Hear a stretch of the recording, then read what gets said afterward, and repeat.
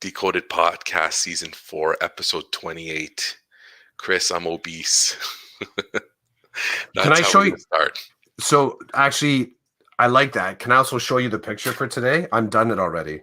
You're done? So I guess this is going to be the shortest podcast episode ever.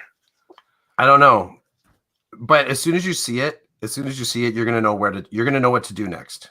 Okay. Just give me 1 sec. Roland, I heard you. Thank you for sharing your truth about your obesity. Okay, so check it out, and you're gonna know what to do with this right away. Oh, nice. The chicken burger, baby. As soon as you said it, I'm like, okay, I'm gonna jump the queue here and just start designing it out. So there it is. Here's the graphic for today: chicken burger. Okay, so I'm obese, which would be a great title. Roland is obese. So I'm going to keep that there for now. Okay. So first things first. So I declare that I'm obese. You show us the picture, which usually takes 40 minutes to be created, has been created. So it's a chicken. Well, we've been talking for 40 minutes, so. That's true. I set this up so that we go live at 9 a.m. Wishful thinking, I guess, 9:38, and here we are. But pretty good. So the chicken burger's there, but I got to say I'm going to be eating some kind of cake today, and that's all I can say because it's not for me to say, but I'm going to be celebrating something today, something about Chris Clough. And if he wants to talk about it, great, and if he doesn't, that's fine too. But so I'm obese, and I'm going to keep it going with a piece of cake to do some celebration at some point today. Mm-hmm. Now, if you feel free to talk, but if you're not going to say anything right now, I want to dive into colonialism with you. Let's do it. Okay. So you and I talked on to be honest, that's way more important than any sort of like celebratory cake. Like, we'll pause for a moment there and say, I think that's a better topic for us to dig into than we can get to, some interesting news about me later, because no one's going to argue that colonialism does need some working. It needs some working. So let's go there. Okay, fair enough. I disagree with you. I think it should be the other way around, but whatever. Colonialism, it's everywhere, and people are pushing back against it now. People are pushing back against it to say, why do we function this way? Why are some of these requirements to do certain things or to be certain people, why are they the requirements that they are? And you had said earlier to me that it's because, it's the white people that came over and needed to contain their power to ensure that they could still be in control of who they were and their destiny. And That's good. Actually, I like that. The containers, like what are the lock boxes? The lock boxes that store colonial power. Yes. And who has the combination to the locks? Well, I think the great and frightening thing is there's a general bank that colonialists are able to draw from. It's like their boxes are connected via Wi-Fi. But it's like colonial Bitcoin. They all have access to the same. Everyone recognizes that there's power to it, knows that it can be converted into other currencies, and because it's kept away and protected under coding and digital lockdown, we're now in a space where individuals that have access to it, they simultaneously have access to their own power, their own share, their own slice of the pie, and the actual strength of the currency is fortified by the network that it's held in. So these digital currency lock boxes. But I think it doesn't have to be digital. I think the metaphor here is that it's a shared wealth. But here's the thing. So I hear people yelling and screaming loud and clear that we need to do something about this. We need to do something about all these lock boxes that only certain people have access to. My position these days is, yes, we do, but we can also, because we can't eliminate it completely automatically. And I don't believe that it would be beneficial for all of us to be different than the colonialists all at the same time. So I like the middle ground. So learn about how they work and how they operate. Infiltrate. Let them in. Let them let you in. Let them give you the code to the locks so that you can unlock those boxes and you can start showing off what's inside. That's kind of where I see myself right now. So let's go colonial for a second. I have an Jeez. undergraduate degree, I have a teacher's degree, and I've got a master's degree. Okay, so check, check, check. Welcome to the club, Roland. Thank you. It's good to be part of the club. Thank you for letting me in. It's good to have you here. Unfortunately, because I've earned those degrees from accredited universities, it means that my voice is given some validity, whether people like it or not. And whether I have the degrees or not, having the degrees allows the colonials to stop and listen to me because I check off their boxes. Thank you, Dad, for teaching me how to code switch that way. It's all because of my dad that I have these 3 degrees, really. It's also because of I'm not going to blame my dad, but part of learning how to be colonial and how to fit in with them and to code switch meant that for me personally, I did not truly learn about my culture the way that now I wish I had. Mm-hmm. But it's too late. I'm an old man now. I can only learn from what's happening to me these days. I can't go back and change it. But I will tell you that having those 3 degrees, working with some of the people I work with within the system I work in, the education system, I'm learning, right? I'm learning how the colonial influences of operation. But somebody's given me the keys. I have keys now. My voice has some validity, and so I can slowly express uh, my thoughts and opinions and actionable items that don't fall in line with the colonial tradition and the way that whole understanding and concept holds power, right? They've let me in, and now they're going to have to deal with what they have, and I'm sure they have a way to do that. There is the colonial back door. They know how to kind of Well, move in that direction. trapdoor. Trapdoor, sorry. Well, the back door, yeah, it could be, just I mean, someone coming up beside you. So like, excuse me, sir, can we just have a conversation in this room? And then you walk through the room and you realize it's actually a door to the outside. You're like, oh, what? and then the door closes and it's locked. You can't get Yeah. back in from the You're like, back, okay. right? And then you go looking for the front door again, and it's like mysteriously disappeared. I wanted to throw that in there because I do believe at the moment there is no harm in understanding how it works. That's, I guess, there is no harm in understanding how things work and why they work and questioning where it's come from. This is really a big thing to me these days. In fact, here's another good one for you. It's what's recently caused me to not apply for a position of responsibility in my school board. Mm. Now, there are layers. Anybody who knows me knows that there's layers, but one of the layers is I've got some questions that have not been answered to my satisfaction. And because what's that saying you said? Not what's holding me back, but what's holding me here. Yeah. What's holding me here now is good. I like what's holding me here. So I don't feel like I'm losing anything by not moving in that formal direction. I'm not losing anything. So Right. in combination with being comfortable with what's holding me here now and the questions I have that aren't, it's funny because I trust some of the people that are within this system who operate within the system and have leadership within the system. I have connection, I have rapport, I feel good.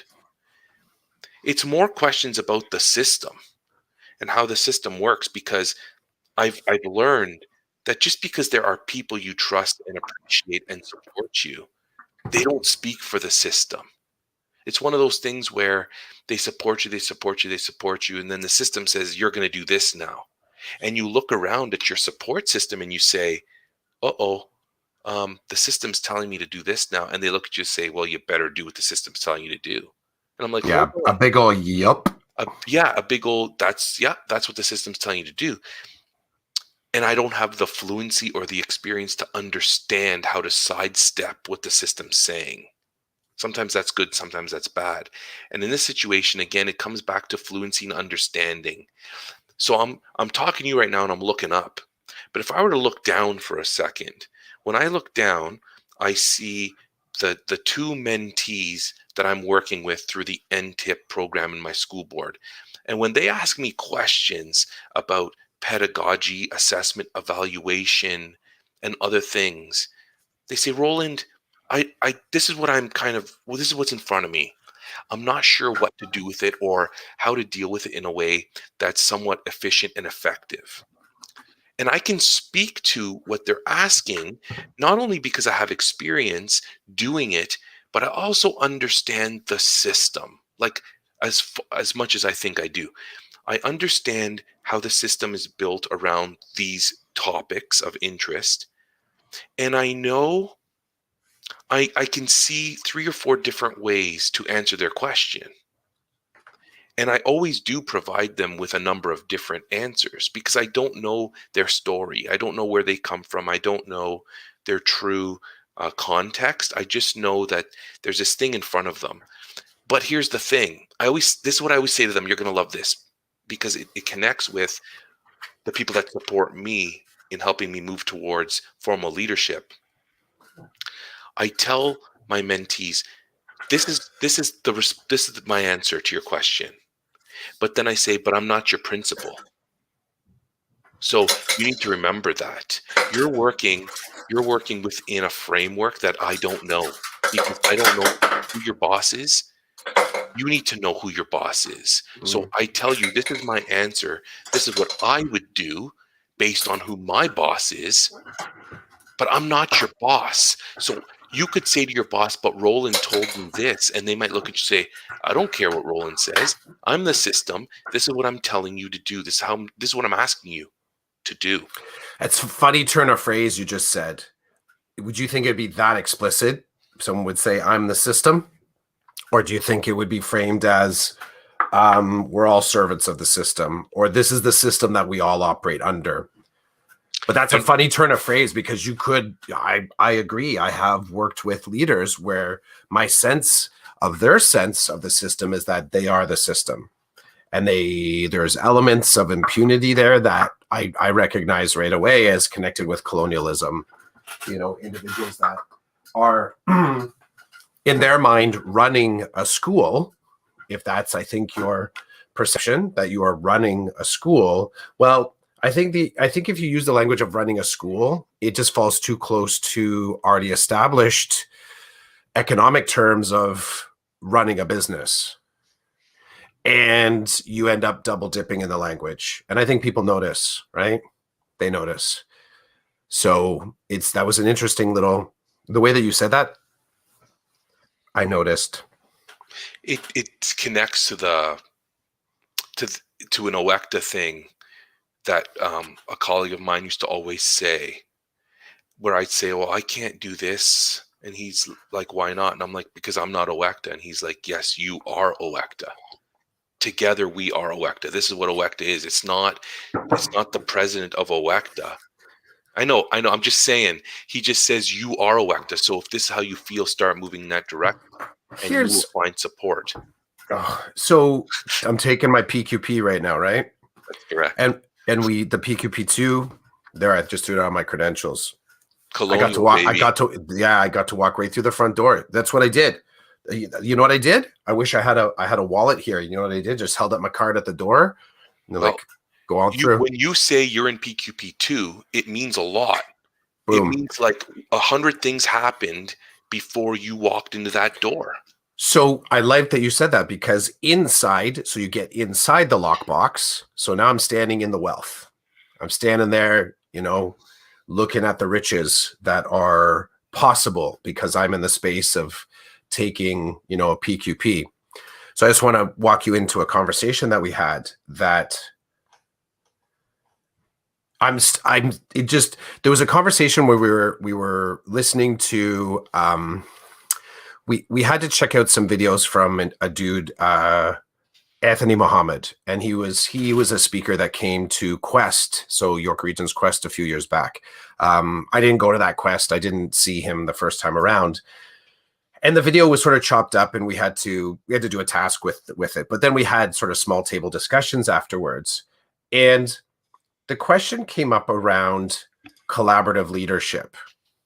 And this is it's fascinating to me because it espouses this idea that it's kind of the best version of leadership. Like, if according to, we're reading another book by Peter DeWitt, and he throws down I don't, oh yeah, so you've got negotiators, collaborators, bystanders, and regulators. So these sort of four styles of leadership, and saying that, collaborators are you're all of them at some point, but there's like this push that collaborative leadership is the best. And in our discussion, all the discussion was starting with, we are all collaborators, why can't we do better? And I said in the conversation, but what if individuals don't have access to the tools, the power, the doors? They don't have access to the keys of actually becoming a collaborator, as in who's not in the room as leaders. And there was some silence there. Like, that was one of those, like, okay, yeah, okay, thanks, Clough. But that's kind of like, I needed to start before there was a discussion that had to be had before we could even start to talk equitably about why collaborative leadership is a good idea.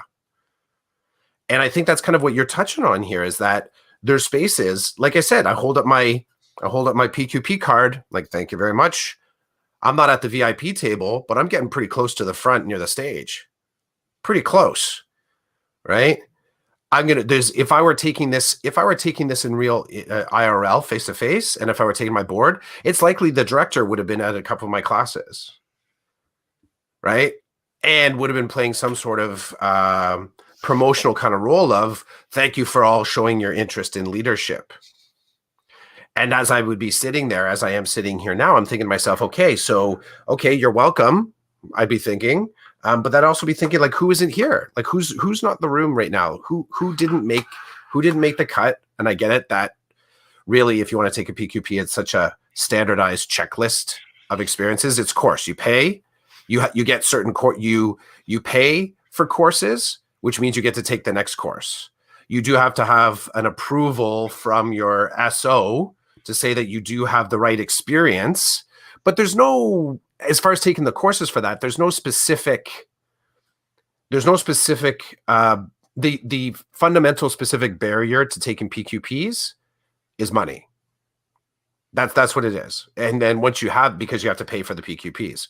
And in order to take PQPs, you have to pay potentially to take AQs or a master's, or like, you have to pay to sort of get to that space. So already we have this kind of ascension, if we look at it as vertical, through leadership, that is entirely based in bureaucratic, economical, and colonial sort of understanding of the value of learning.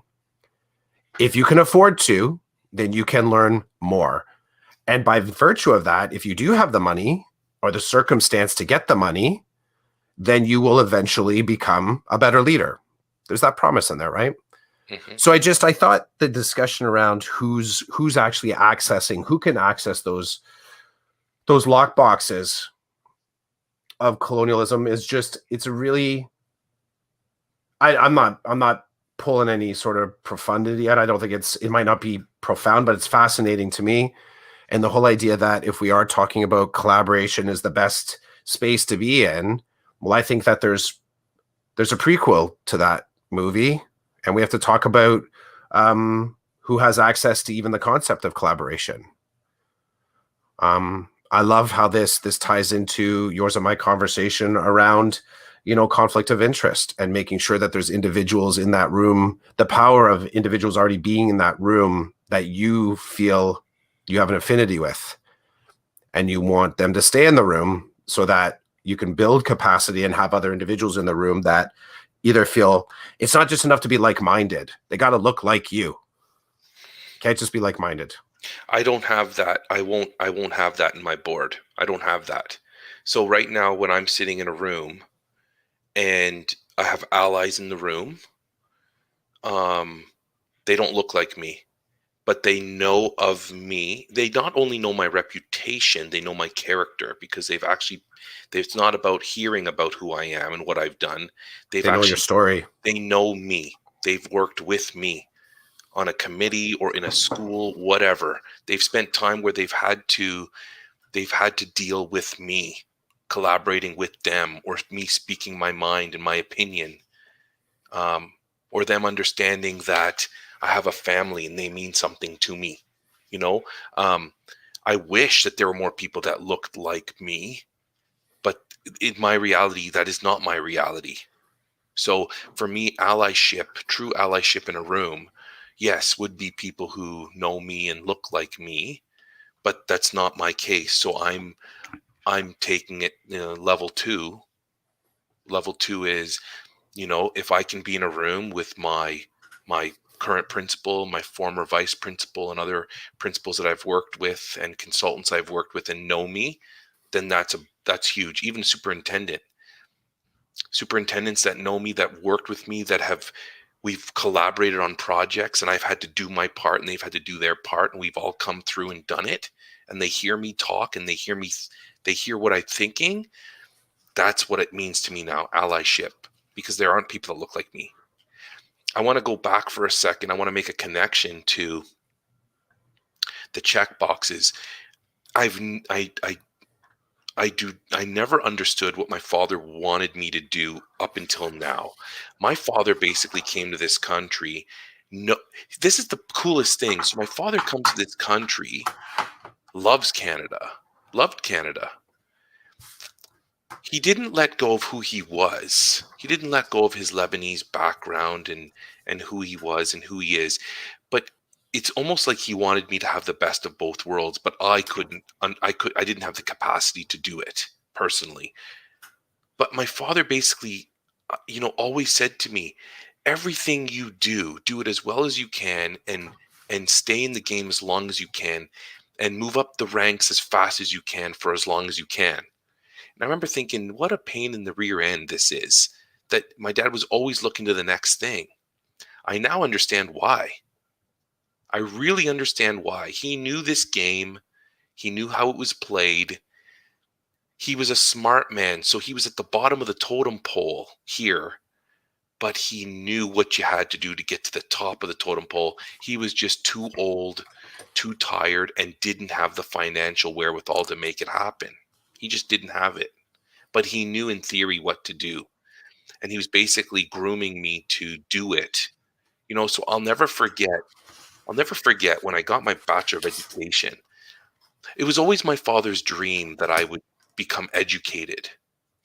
And I got my bachelor's degree and he was really proud of me. And then when I told him I was going to teachers college, well, when I talked about that option, he was like, go for it. I mean, it's more education. It's going to be good for you, just like the way I sold it to him, right? I'm in the middle of my B.Ed and I say to him, Dad, I'm going to be doing my master's next year. And he was like, really? Like he told me after he thought that I was just going to be happy to have a meal ticket and go get a job. I'm like, no, no, no. I want a master's degree. I want to do that for me. And after I got my master's degree, he was so proud, like, because his vision was for his children to become educated, because he knew no matter where you live, whether it's a messed up system like in the Middle East or here in Canada where it's messed up in the colonial hoops you have to jump through, but at least it's relatively transparent compared to the Middle East. He was so proud of me that I got my master's degree because he knew people would then listen to me. He knew that I could get in, I could unlock locks, and I could get in doors that I would not be able to get in without an education. He just knew it. And he's like, when you have the education, you can use it to your advantage or you can just put it aside, right? You can't walk into a place and lie that you have a master's degree. Well, you could, but if you get caught, you're screwed. So you could go into a room and not tell anybody you have any degrees, or you could walk up to a door where it says masters only And you're like, yeah, I've got one. They're like, yeah, you're full of baloney. You're like, no, I'm not. Here's my card. They're like, shoot, we got to let this guy in. So his thing was get as much as you can, as quick as you can, so that if you need it, you have it. But you Hmm. don't always need to have it, you know? And really, a side note, when I was doing my undergrad, I worked at a grocery store and I worked night crew. And for all intents and purposes, night crew guys are a different breed of people, generally speaking, from my observations and from the people I actually spoke to. Yep. Okay. That's the same in the restaurant biz. If you were Okay. working the days, everyone works hard in their own way, Hmm. but the individuals, I'll say back in the restaurant that I had on my crew for Friday and Saturday nights or show nights because it was across from a theater, we were a different brunch, and there was few people that were as good that were good at both of them. I also was for a year or two when I was in high school. I was a pin chaser at a local bowling arena, and I did the Friday night shift, which was an overnighter because on Fridays to Saturdays the bowling alley was open 24 hours. So I would go in at like 4 o'clock on a Friday, and I would come out at like 6 a.m. on Saturday. And I was the only one there for the overnighter because it wasn't busy, but there was like the overnight snack bar person, like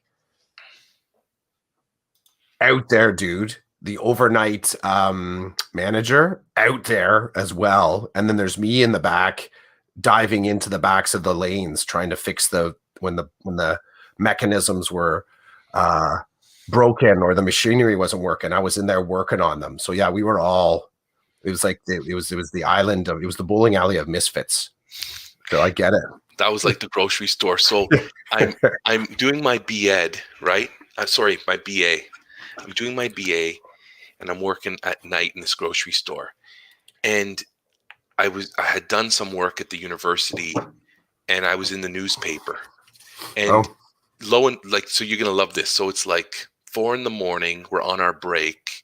The newspapers get dropped off in front of us, like the guy pulls up and tosses like a bunch of them. And one of the guys would always crack it open, start reading the newspaper, which he wasn't supposed to, but he did it anyway. Mm-hmm. It's like, what the? And he said a word that I can't use here. And we're like, what? He goes, Roland, you're in the newspaper. And we're all sitting there outside the grocery store having our break, and he's like, what is this? It was like they never knew that I was in university. So Mm-hmm. then they start razzing me, right? And we called them the guys that worked there full time that were older and had families. We called them lifers. They called themselves lifers. One of the lifers says to me, you know what? He looks at me, he goes, don't pay any attention to what they're saying right now. They're broken. And he starts naming them and explaining how they're broken, where they're like this guy was a fountain of knowledge. And he goes, look at this one. He's broken. And he tells me his story. He goes, look at this one. This one's broken.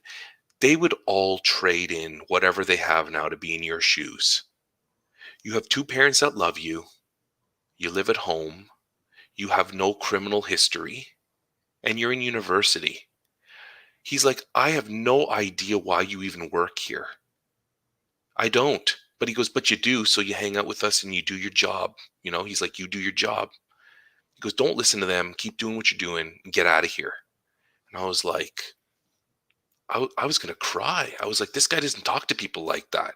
So whatever Mm-hmm. it is that set him off, it was good stuff. And it was like my dad was sitting beside me at the grocery store. And it's one of those things, the misfits. I loved 90% of those guys. Me too. I loved 90% I of those did. guys. I was always a little scared. I have to admit, every shift I went into, I was a little scared. I'm like, I'm not quite sure what's gonna happen. Because I will tell you, the people that would come out and bowl at 3 a.m. in the morning Uh-huh. were only slightly more scary to me than the 3-man crew that I was working with at 3 in the morning, right? I can't tell you how many times I'd come out from the back and there'd be like one bowl. So just imagine this. You come out. So imagine the bowling alley I worked at had like 30 lanes. So it was a big sized bowling alley, right? There were only two doors that you could come out from the back. One of them came right through the middle of the bowling alley. So you're actually walking down this sort of narrow platform right between lane 15 and 16. And then the other one was all the way down at the far end by lane 1. And those are the only two spots you could actually come to the front. And so the desk where the person should be is somewhere around lane 18. So for whatever reason, I couldn't come up between the lanes. I came up from lane 1, and it's like miles away from the desk. And I look out and there's nobody in there. Like there's nobody in there. There's no clients. I can't see the person at the snack bar. The front desk person's not there. And I come out like I'm 16 or 17 years old. I'm like, what the hell? Where's that? Where is everybody? And I got real scared. I'm like, okay, so now I'm the only one doing this, because there was no back spaces at the snack bar, and the back office was closed. So you either were standing right there at the snack bar because the kitchen was right there, or you're at the front desk. So I waited and I waited. And they both come back in through the front door.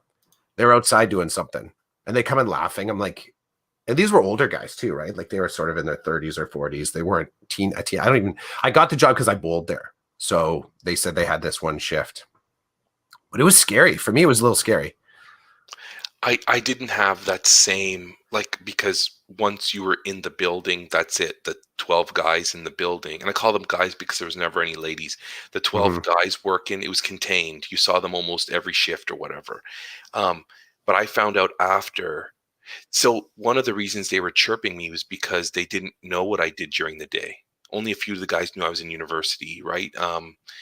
And then, I found out, and when I say I love these guys, like I was spending like a lot of my nights, I was spending half my day at work with these guys and hearing their stories and befriending them. Like, it's funny when they would see me during the day out doing whatever, they give you the nod, like, hey, we know you, we get you,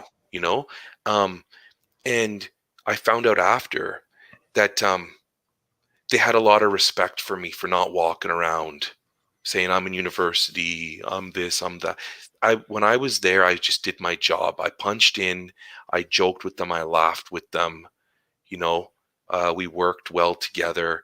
And I'll never forget, he opened the paper, he's like, what the, Roland, you're in the newspaper? Like, read the article, it'll tell you why I'm in the newspaper. But it was just like, what are you doing here? It's 4:00 in the morning and you're in the newspaper? There's major conflict here. None of this works. I told them, boys, I'd be out of here in an instant. I can't get a real job. And they just laugh at me. I'm like, I remember one summer I applied to like 50 jobs, didn't even get a call. I'm like, and all my friends who are in university have these great day jobs, getting paid hand over fist kind of money. And I'm making like $8.75 at the grocery store every night for an hour, like $8.75 an hour. Dying. And then wake up and try to go to school the next morning. Right? It was just nuts. Oh yeah, I can remember them asking me one time, because they were thinking of extending the 24-hour thing to Thursday nights. And I was already working the Friday, and they said, do you want that shift? I'm like, oh, I don't think I can do that, man. I said, I have to go to school Friday morning. So I love it. The overnighters. I also had another overnight gig when I was in university at Shortstop. So I think it was called Little Shortstop, maybe just Shortstop. No, it's Little Shortstop. Is it Little Shortstop? It's like I think it's like a convenience store chain out, well, my way in Guelph. I don't know if it makes it out to Waterloo way. Yeah, we have some here. So I was the 8:30 p.m. till 5:30 a.m. guy for a year and change there. And the first half of it wasn't so bad because my buddy worked in the Subway shop, actual Subway, just 2 stores over. So if neither one of us were busy, we'd just be leaning in the doorway, kind of talking to each other. But he was off at midnight. So then that's a long stretch in the convenience store world to be there from 12 to 5:30 in the morning till the morning person came in. But again, like the people you meet, I had a similar, just last thing I'll throw in. I had a more restaurant jobs than not. That was the thing that got me through high school. And I was working for a franchise called O'Toole's, and it's not around anymore. Always still endearing to me. It was sort of like when Casey's wasn't a thing like it is now. Those were like your McDonald's and Burger King, right? O'Toole's and Casey's were kind of like your two Roadhouse uh, superstars, and I think they were both holding their own, right? This is, I think, before big restaurant chains kind of bought stuff up. Casey's got bought up by a conglomerate. O'Toole's kind of faded out of. I think Casey's had a little bit more of a family feel to it. O'Toole's was very much like they kind of based, like it was a bar, like they kind of a bar first, right? So I was working there all through high school and I enjoyed it, but they started calling me Ivy League. Oh, Yeah. I haven't told you the story. They used to call me Ivy League because they were all like, so before that was the place I worked and I made all my money at in order to go to university. But I had started as a dishwasher, made it up to sort of like line cook, then made it to line supervisor. And it was right around line cook, line supervisor that that it came out that I was saving money for university. And they're like, oh, such, big shot, Ivy League, Clough going off to university. And it just got shortened down to Ivy. And that was like my nickname while I was working there. They called me Ivy. Bizarre, eh? that's awesome. Yeah. Those were some of the days those days made us who we are today, right? Those days Yeah, and absolutely. nights, made us who we are today. The night shifts. I just wrote that down, the midnight shift. Yeah. It's something. The people you meet and the characters you deal with, it's something. When I was at that little shortstop, there was a dude that would always come in and he would just come in to talk, then he'd leave. Like he would never buy anything. He would just come in. He's like, "Hey, how's it going? Great to see you." And it was always like around the strange time, like between 3 and 4 a.m. in the morning. Yep, Like yep. if you're up late. Here's the thing I've observed, and so I think back on my university days.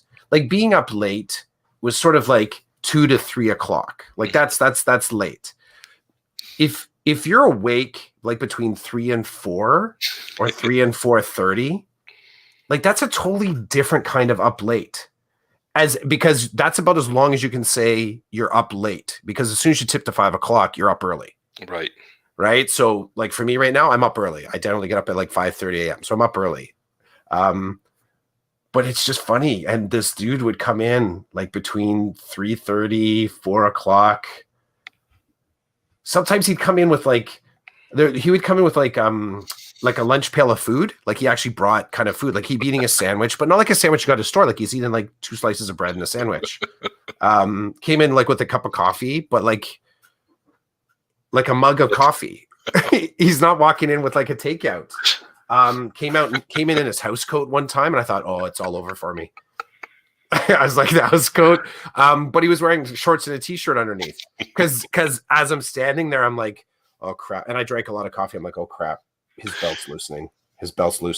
And I sort of looked over because the counter was raised. Like you would have to step up on a platform. It was like one of those convenience stores. You were kind of up a little bit higher than the customer. Right. And I look over and there's like so the door that they would come in, that customers would come in, the access to come in behind the cash, the door was there too. It wasn't enclosed. It was just like this little kind of like, and I looked over, I'm like, oh, and that's not completely closed either. Cause I was just restocking some stuff in the back. And then I'm looking over at the dude. I'm like, damn, his belt's coming loose. And he's just standing there like, yeah, Maple Leafs. Yeah, whoa, the weather today. And I'm looking, I can just see slowly the ties on his belt. I'm like, this isn't going to be good. Dude's wearing a house coat. Then it falls open. He's wearing a t-shirt and shorts. I'm like, thank you. Thank you, universe. Those are the quasi 911 calls where your hand is going towards the phone, but you're not. The phone was near the thing is that the phone was near there over there too. And it was on the counter. Like it wasn't mounted in an easily accessible place. Yeah, everything about it just like in slow motion. You're not ready to pull the trigger on the 911, but you're definitely, you know where that phone is, right? Um, Like just little like alarms going off. so this reminds me of when I did work overnight in the grocery store. There was a solid crew of like 10 to 14 of us that were like, we were there often. And then every now and again, the night crew manager would hire some guy off the street to come in, and they never lasted long. And we Mm. knew why. We thought we were different. They were like different. I remember this one guy so first shift, he's from Montreal, so he's got broken English, but he seemed funny or whatever. That, and here's the other thing too, there's a rank and order, right? So if you're walking in off the street, then you're doing the frozen food aisle. Like, Yeah. Chidiac's not doing frozen food tonight. I'm getting the cereal aisle and you're getting Yeah, frozen you know food. you're being punished if you're stuck in frozen foods. Yeah. So he walks in and they're like, okay, here's a coat. Like, here's like a Loblaws coat. Put it on because you're going to need it. Maybe next shift, bring a toque if you want. And here are some gloves. You're doing frozen juice and frozen food. And he's like, okay, whatever. We get to our first break and he's like, who wants to trade with me? And we're like, we don't think you understand how this works. There is no trading. You were given your job and you're going to do it. By lunchtime, he's like, I'm really cold. I'm cold. I can't do this anymore. And we're like, well, are you almost done? And he's like, I don't know, because he had no bearing of like what he had no fluency, no bearing, nothing to compare to. He didn't know if he was halfway done or not. And then I remember saying to him, me and a couple of guys said, listen, by last break, we should be done our aisles. We'll come and help you. So he's like, okay, thanks. So I remember walking past the frozen area and he had like at least 2 skids worth of stuff. And that was a lot for that time of night. Last break comes, we're like, okay, we're gonna come help you. We come over and I say to the guys, this isn't cool. They're like, what? I'm like, that's exactly what was there when I saw him at lunch. And they looked at me, they're like, we're pulling the pin. We're not going to help him. This is ridiculous. Like, we told them we'd help him. So now it's a universe within a universe within a universe. So now I know. we're Yeah. looking at each other and I'm like, guys, we can't just leave him hanging dry. And they're like, no, think about this for a second, Chidiac. Think about this. We help him tonight and he comes back tomorrow night. What do you think? You think he's going to do any work in the frozen food aisle? I'm like, guys, I'm like, this isn't Wall Street. Like, we need to get this stuff done, right? He didn't come back the next night. Oh, We helped him get it done, and he was dying. He was sweating. We're in the frozen food and he's sweating. you Like, know there's an issue. there's an issue. So he didn't come back the next night. But we had people who would start up here and there everywhere. And it's funny because I think I worked my way out of frozen pretty quick. And then every now and again, the night crew chief would just look at me. He's like, you got to help him. This guy's a lost soul. I'm like, man, it's 3:30 in the morning and I'm going to go do frozen after doing 2 normal aisles. But anyway, you get the banter back and forth, right? Yep. Then this is the last thing I'll say about this. And then we have to say hi to Ramona because Ramona's here and she's probably thinking, why didn't the guy say? Ramona. I'll never forget one shift. It was around we stopped at 7 or 7:30. So it was about 6:15 in the morning and everybody was pretty much done their aisles. So now we were just facing everything. We were making it all look sharp, making it all look good. And I'm facing an aisle and I see the lead store manager and he just walks up to me. He goes, "Good morning." And I'm dying, eh? Like, I'm half asleep at this point. And I think I had class at 2 in the afternoon. So I just wanted to get home, eat something, sleep, wake up, shower, go to work go to school type of thing. And I'm like, I'm good. How are you? He's like, good, good. He goes, I'm just telling all the guys I want to see them before they leave today at the end of the shift. I'm like, yeah, no problem. I'll punch out and I'll come to the front. He's like, great. And he was a serious dude, real serious dude. That nobody liked him, and we're glad we worked nights because we didn't want to work with him. Um, so anyway, I punch out, I come to the front, and everybody's at the front, all 10 of us or whatever. And he goes, okay, thanks guys for coming to see me. Everybody put your school bags down because a lot of us would come with our bags with whatever in it, right? He's like, put your school bags down. We're checking everybody's school bags. and we're all looking around at each other, and I'm worried. I'm like, not for me. I'm worried like, oh man, these are these are the core guys. They're looking to knock one or two of them off. Who could they be, right? Who's going to lose their job this morning Mm-hmm. for stealing or whatever? And it was one of those things where he chose. He's like, okay, you're going first. And in front of everybody, he's opening the bag, looking through the bag. So I'm like, oh, this is really not good. So I think I was like the third guy. He's like, open your bag. Okay, I open my bag. He's like, what's this? I'm like, it's my friggin' lunch. Like that's how they were like, open the container so I can see your food. Okay, open, show him. He's like, okay, you can go. And then the next night I came back, the two guys gone.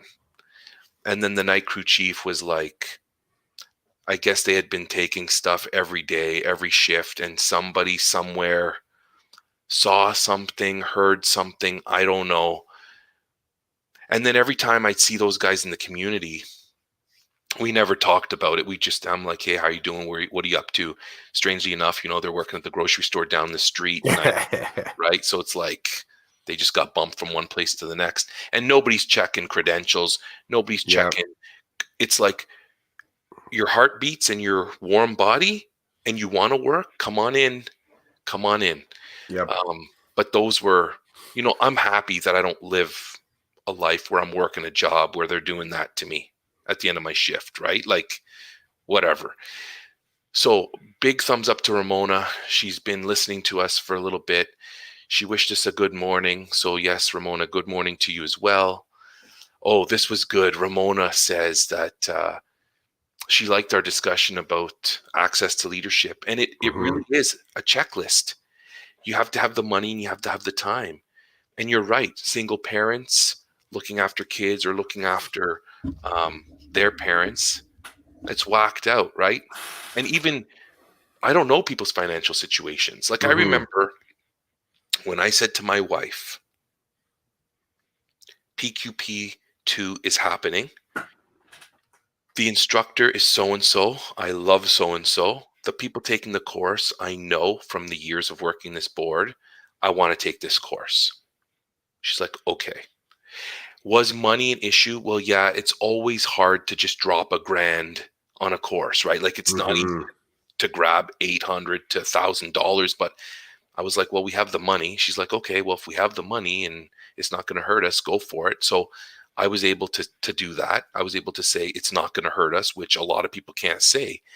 Um, Ramona had lots of great nights at O'Toole's. She knows it. She O'Toole's. Yep. And then Yep. she also, Ramona is a graduate of the McDonald's program. That's awesome. I never worked at McDonald's. I worked at Wendy's for a little bit, I but never did the fast food. My sister did. But I never.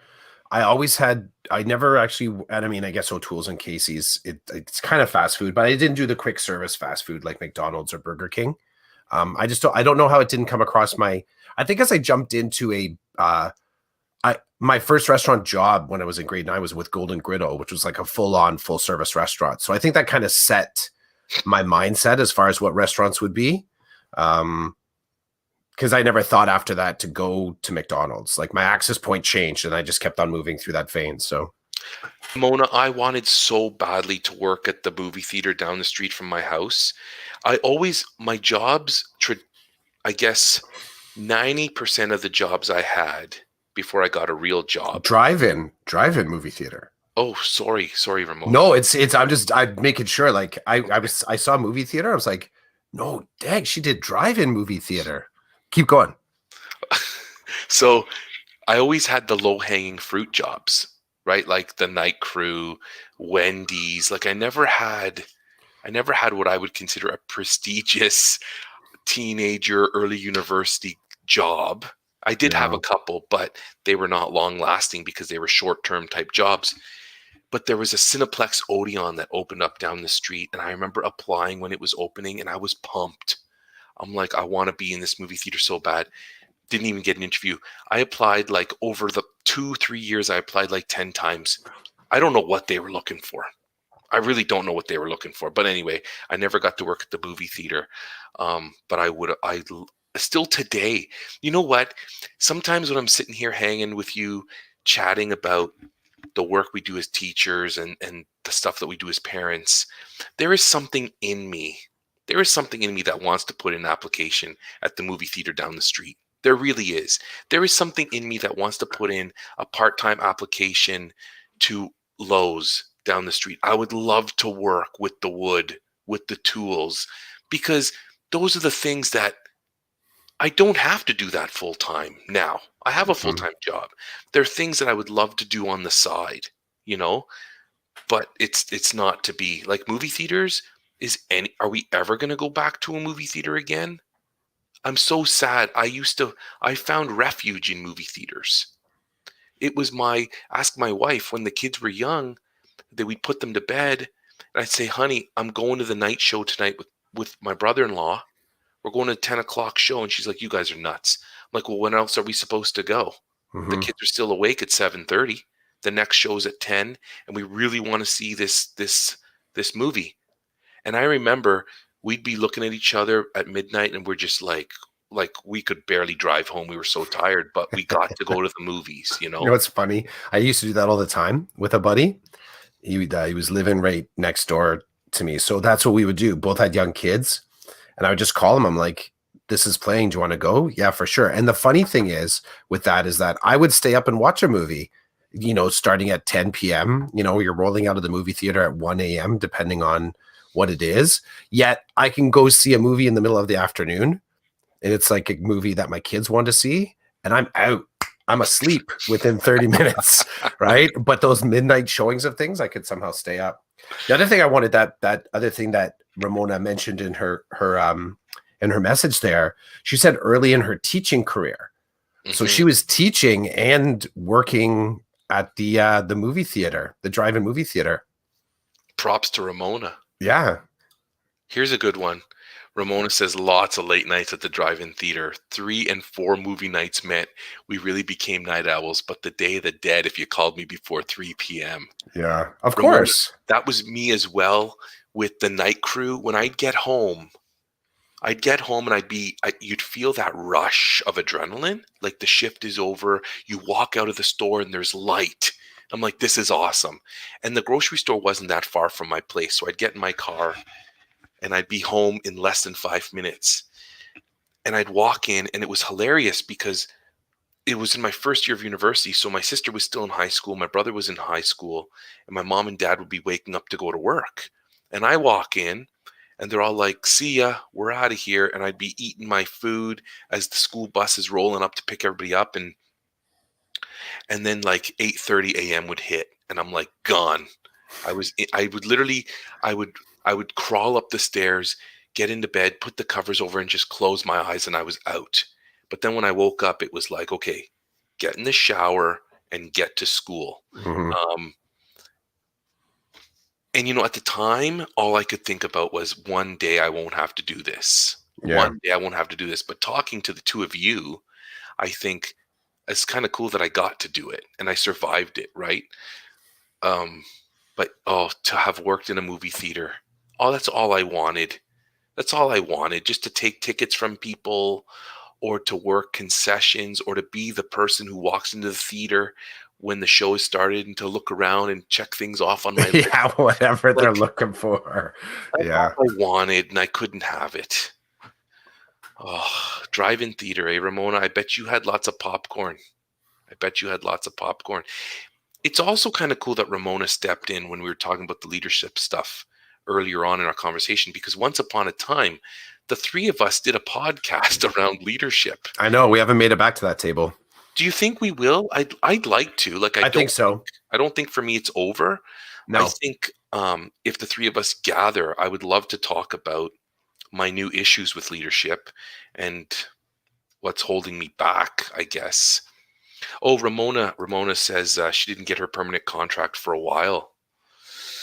Yeah, the annual pink Oh, slip. the annual pink slip. See, I was never part of that. Thank goodness. Yeah. I was never part of that.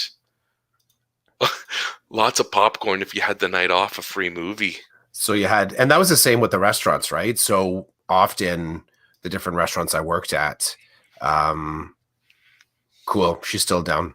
Right on, Yeah. right So on. the restaurant stuff, it was the same thing on our nights off. Staff would be coming in, right? Like if you weren't working karaoke night, you were in there having fun on karaoke night. Mm. Like you're in there eating the half price wings and the cheap beer, and you're getting up there and you're singing. And all of us that kind of participated that way saw the value, because if you were a server and you were one of the individuals that was willing to show your brave and get up there and sing on karaoke night, well, that translated into money. It's like, oh, you're the dude that sings a crazy little thing called love. I'm like, I am. Not well, but I am. And they're like, yeah, that was awesome. It was so much fun. And at the end of the night, you're saying, geez, like I made great tips tonight. So yeah, a lot of our paychecks were also like, we would get half price food, but that we didn't get discount alcohol.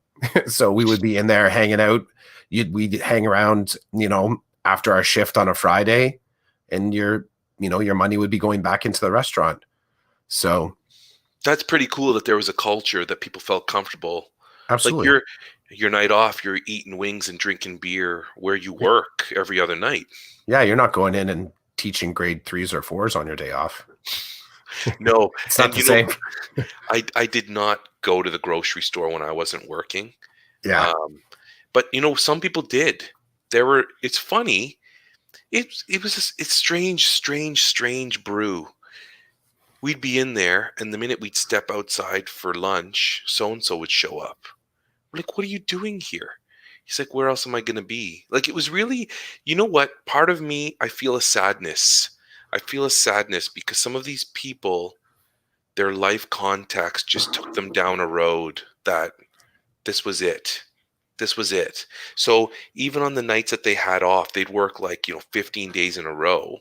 Then Yep. they'd get one off. They're there at 4 in the morning, 3 in the morning. It's like, dude, what are you doing? Yeah. Like, the other thing too is what I worked so hard to stay away from was getting used to being up all night and sleeping Yes. all day. So I fought that as best as I could. So if I worked like five nights in a row, I wouldn't let my body I would fight my body. So I would sometimes not have a nap during the day. So I would come home, I'd sleep, and then I'd go to school, and then I'd come home, and I would try everything in my power to not sleep again. Because if I did, that means when I came home the next morning at 8 a.m., I'd be wired until like 2. And I did not want to turn into that. And that's what Yeah. some of these people did. Some of these people just couldn't sleep. Like they just, everything was messed up for them. And I didn't want that to happen to me. Totally. So hey, maybe if we get an April break, and I know over the Christmas break, I guess the three of us were just gassed. We had nothing left. But if we could find something within us over the Easter break, not Easter, sorry, April break, it would Yeah, be I'm great. down. It'd be great to get together and do an episode, kind of a check-in on where we're at with our leadership process. I've asked a few people, and the 3 people that I've asked, the best way I can frame their response was nervous. They were not. Now, I think it's hard not to feel, some of the nervous energy of being in education right now, but I also think that it might feel kind of nervous to be a leader in education right now. There's a whole lot of stuff is constantly changing. Stuff like everything right now I think it's lighting up the amygdala right now. Mm. So, I'm asking people, hey, you want to come and talk on a podcast about leadership? They're like, what? What? It's like shopping at your grocery store. You're not going there on your day off. You're not, you know what I mean? Like, you're not hanging out there afterwards. So to sort of starting to realize sometimes these discussions are, and they're sort of small t trauma inducing. Okay, you want to talk about leadership after I've just spent 65 hours this week having to do leadership? I'm like, yeah. And they're like, no, no. Check back with me in X amount of time. So this is kind of I think this is a very interesting phenomenon right now with this particular podcast, because part of our mandate was to try to get people to come talk to us, right? And have people want to talk. But we're doing it in a year where that's a bit of an itchy sweater topic. Like people just know if I'm not, no, I don't want to do any more online stuff. No, I don't want to dig deeper into leadership because it's already up over my head right now. And no, I need to focus on my wellness. So anyone that has talked to us so far, thank you, thank you, thank you. Right. Yeah, Um, 100%. but starting to realize there's a bit of a it's way too loaded right now. I'll still ask, but Well, before the Christmas break, I asked two people. I asked two principals in my board, and neither one of them said no. They're like, "Yeah, it sounds good. Like, tell me more or whatever." And then got my flat tire, and that was it. Like, I haven't spoken to them about it. So I know two people that might be interested. Ramona just said she's good for April break, and she knows someone who's hip to joining us. mm, So maybe we could even do like if it's an hour that we normally would go, or an hour and a half, maybe the first half an hour could just be the three of us catching up. yep. Then our guest could come in and we could talk, because I'm really wanting to talk to the two of you as my trusted colleagues in leadership. I'm really interested in kind of going down that road. Mm-hmm. Um, Shoot, I had something I wanted to say, now it's gone. Oh, the mentoree. So the mentoree, for people that don't know what the mentoree is, it's an Ontario initiative that's run privately. It's not like a public thing. Yeah, it's a it's a private uh, mentor.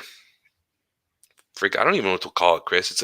If you're in education and you're looking for a mentor, a teacher mentor or a leader mentor, you can sign up with the mentoree, once known as On Ed Mentors, and you can be connected to someone who either you can mentor them or they can mentor you. It's one of those two-way street things. Long story short, um, I'm part of the mentoree. I signed up as a mentor, but I've also been looking to find a leader to mentor me. And Mm, there was a principal um, there is a principal who is part of the mentoree that mentors people who are interested in leadership. I remember connecting with him early, but then I got a flat tire. That's what I'm going to call it when I'm exhausted of the mm, work I do. I'm going to call it a flat tire. that So, works. start of the school year comes, reach out to this person. I say, this is what I'm interested in. The person's like, that's awesome. I'm already mentoring somebody, but I'm happy to answer your questions or whatever. And then got my flat tire. So recently, Noah Daniel, who I would say runs the mentoree, she's got some partners, but I'm going to say she runs it.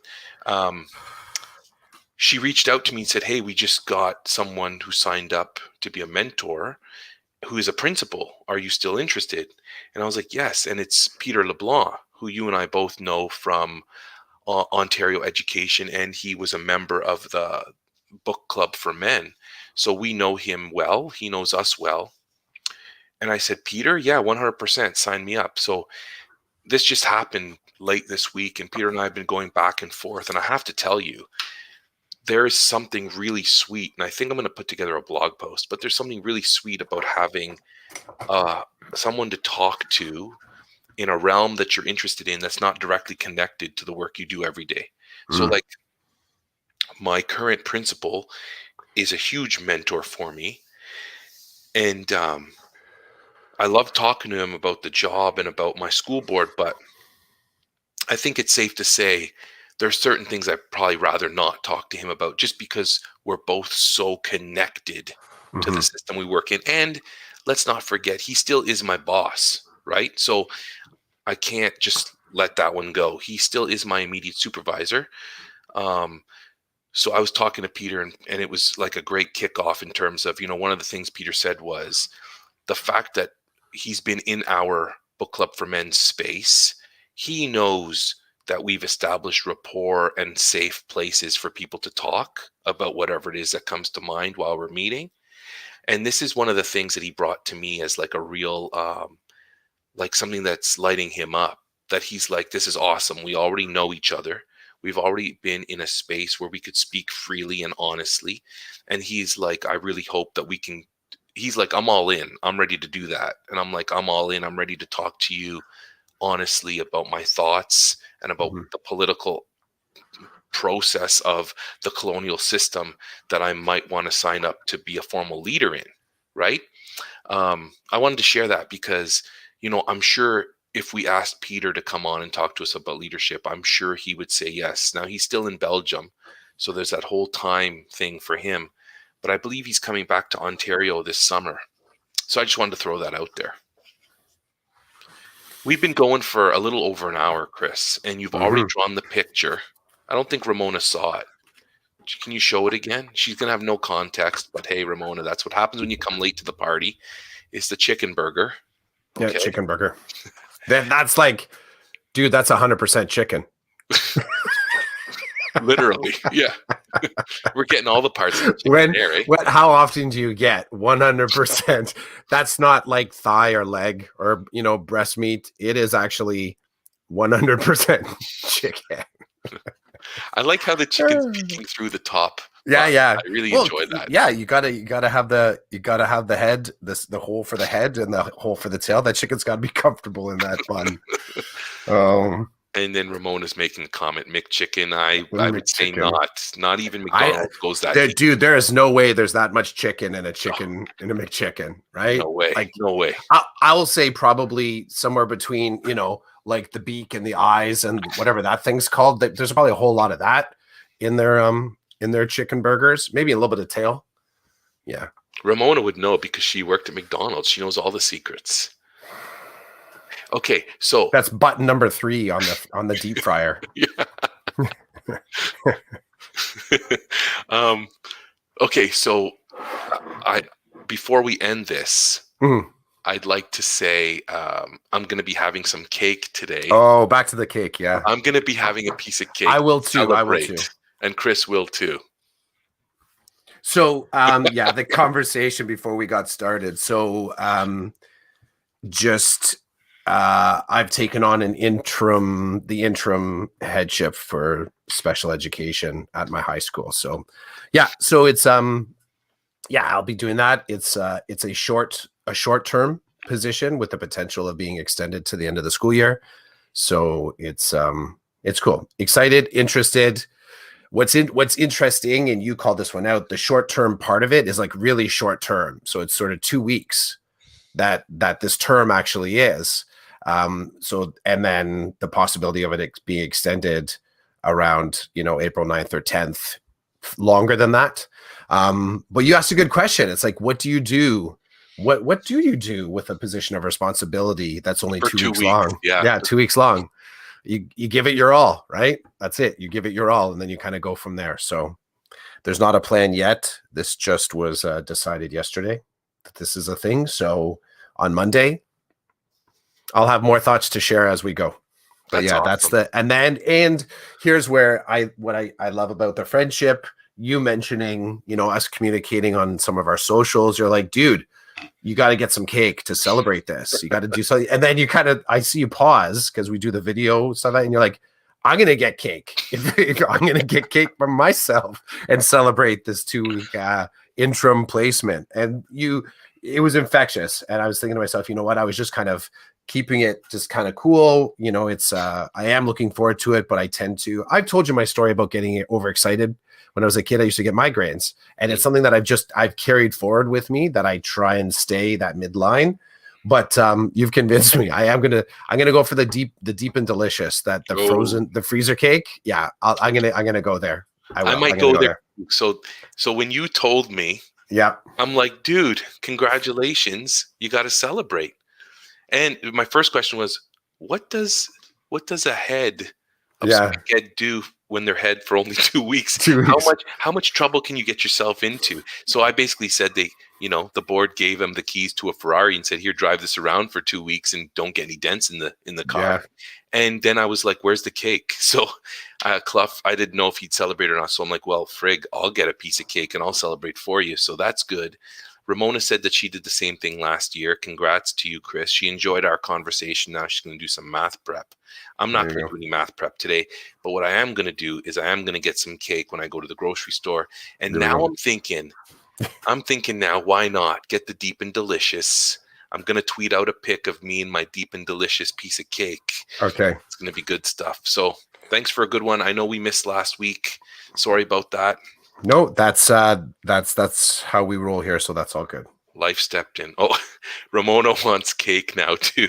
She's gonna. It's so easy. Like, tell me, there we go. It's so easy, isn't it? You're fortunate. I'm gonna guess that lemon zucchini cake is not, McCain's deep and delicious. But I love the fact that she's got cake ready. Like, today is a good day for cake. That'd be hilarious though if McCain was like, check out our new line of lemon zucchini cake. Yeah. Anyway, okay, that's enough of that. This was season 4, episode 28 of the Decoded Podcast. I'll put it up one more time, just in case people didn't see it. Our 100% chicken burger, baby. Yep, that's in the that's the back lot farm at Decoded Studios. Nice. Right? That's what we eat at Decoded Studios. Yeah, it's the BLF, the back lot farm. We eat 100% chicken here, beaks, tail and all. That thing on the head that we don't know what it is. Is it a crop? No, it's a. I'll Google it later. There's your homework for the week, Clough. Have a good one.